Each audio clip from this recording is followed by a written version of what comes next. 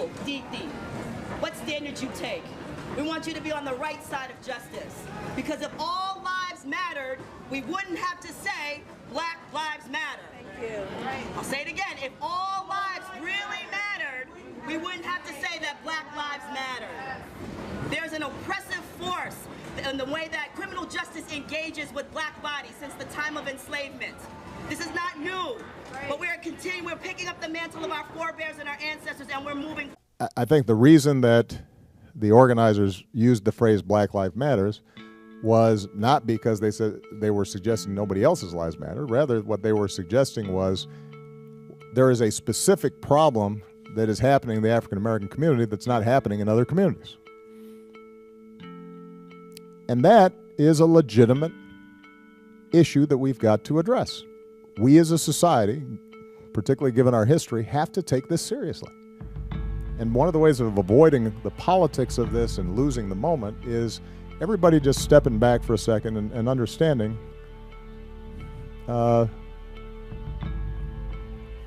the African American community is not just making this up.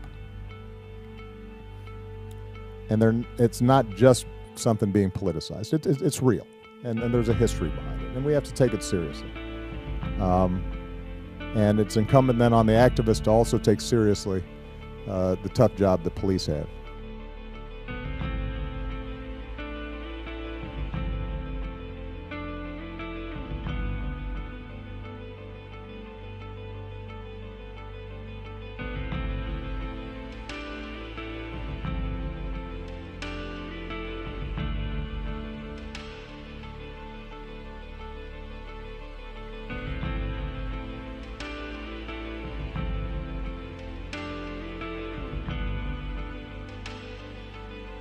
Black History Month you find ridiculous. Why? You're going to relegate my history to a month? Oh, come on. What do you do with yours? Which month is White History Month? Well, come on, tell me. Well, I'm Jewish. Okay, which month is Jewish History Month? There isn't one. Oh, why not? Yeah. Do you want one? No.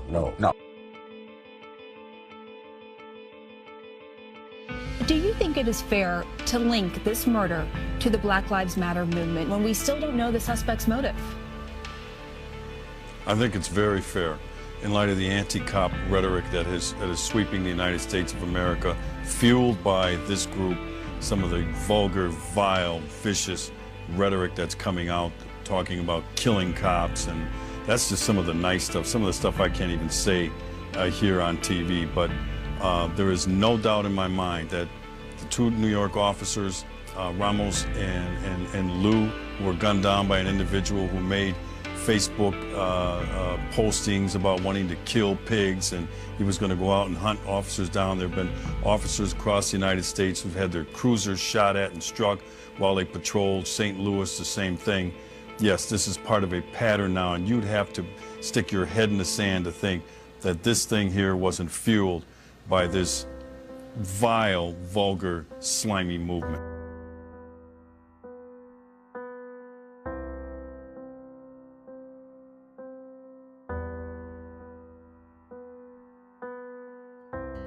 So go one level deeper with me. I remember one time I saw you after you had done a concert, I think it was in Westchester, different kind of neighborhood, but I asked you what the racial breakdown was of your audience. Do you remember this?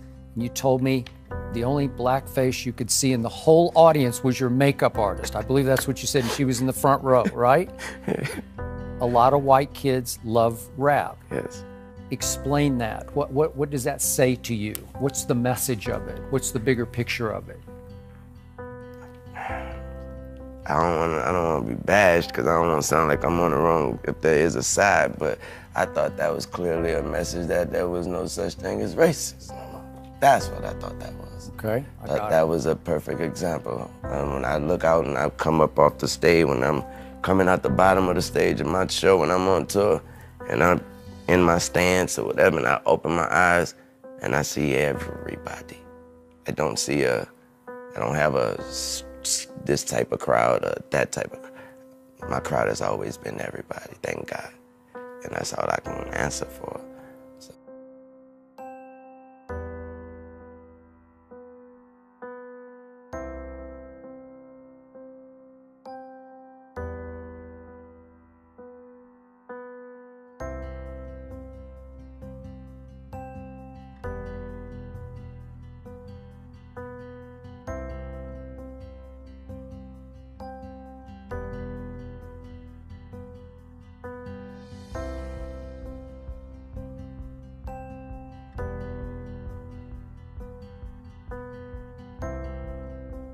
That you do know the motive. The second piece I want to say is that your characterization of Black Lives Matter is absolutely incorrect. The argument of Black Lives Matter is not to say that police officers should be killed, that police officers should be demonized, that police officers should be marginalized. The argument of Black Lives Matter is that police officers should be held to standards of accountability just like everybody else, and the increased number of black bodies, or the sustained number of black bodies which die at the hands of state violence, needs to end. It means that while we regard all lives, we cannot exclude black lives.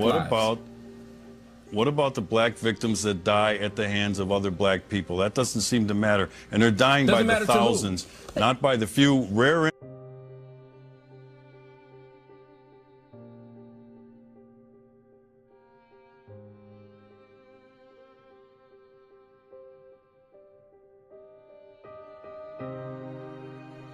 I thought what you said was fascinating because you called it bull when you said people can't, pull themselves up. Do you think that race plays a part in wealth distribution, or either a mindset that you can't Today? or cannot? Yeah. No. You don't? No, I don't. You and I, we're proof. Why would race have anything to do with it? Put your mind to what you want to do and go for that. It's kind of like religion to me. It's a good excuse for not getting there. Yeah.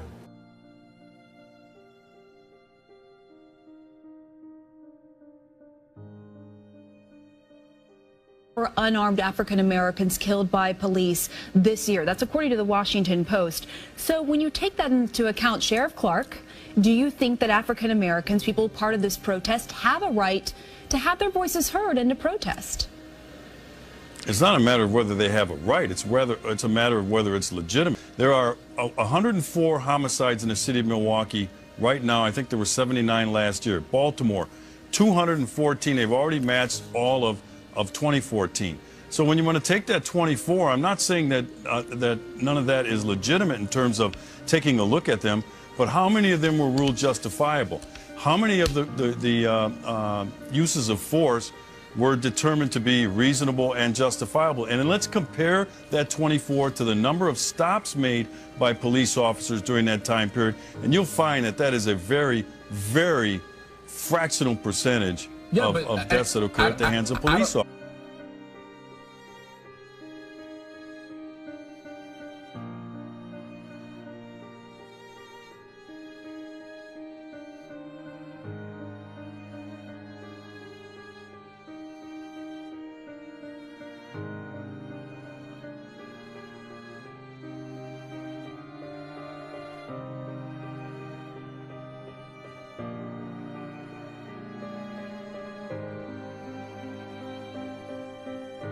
And Democrats now are talking about income inequality, and that's basically what, when you talk about the richest 85 people on the planet, right? Yeah. It's income inequality. Do you think that's, looking at, what's happening in the news now, is that a good idea? It's a great idea. It is the greatest idea. We have a much more vibrant society when we don't have such a vast chasm between the haves and the have-nots. We need that middle ground that we call the middle class, the people who buy everything, people who use the products that the rich are creating, if they're creating anything other than wealth, right? So it's what's happening with the Chinese economy right now. They're changing their whole outlook because they need consumers. And without a middle class, you're not going to have consumers. You're not going to have it at the level that we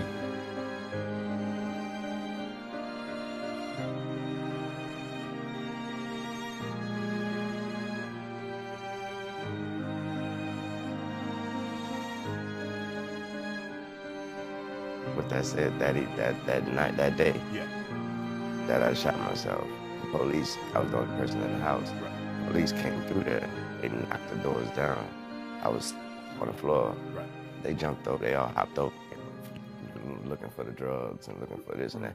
It was a white police that came, ran up there and stopped and said, "What are y'all doing? Do y'all not see this baby on the floor?"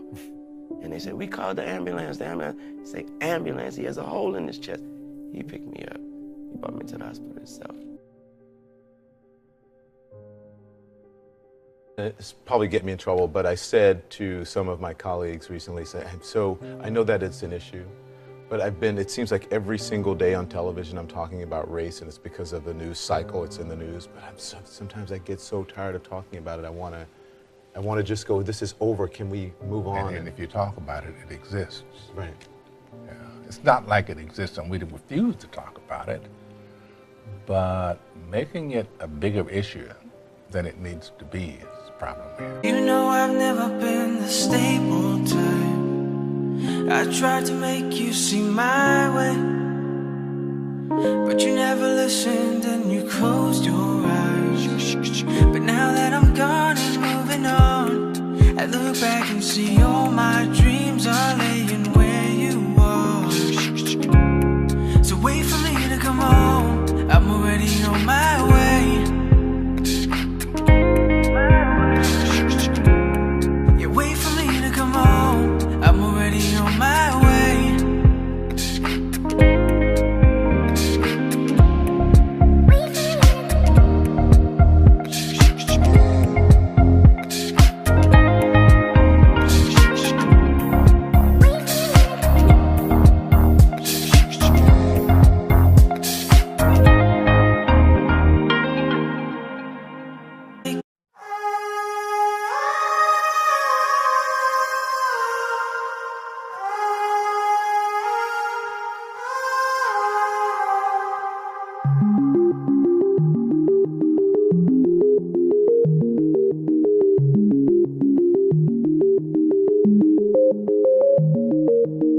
We were sure that we'd make it far enough to look back and laugh when times were rough. No fear, no doubt, no worry when you gave me your heart. Remember then when you said you loved me now? We were sure that the rest would all work out. We took it slow, no rush, no hurry when you gave me your heart. But I want more than just a fleeting emotion. I want more than just you feeling the same. So give me everything, and I'll drop anchor in your heart and fall asleep